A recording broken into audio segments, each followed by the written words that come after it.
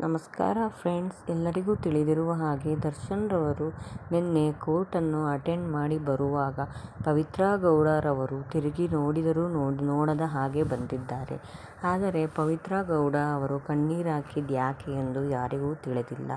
ದರ್ಶನ್ ರವರು ಮಾಡಿರುವ ಕೆಲಸ ಏನು, ಅದರಿಂದ ಏಕೆ ವಿಜಯಲಕ್ಷ್ಮಿಗೆ ಸಂತೋಷವಾಗಿದೆ ಎಂದು ನೋಡೋಣ ಬನ್ನಿ.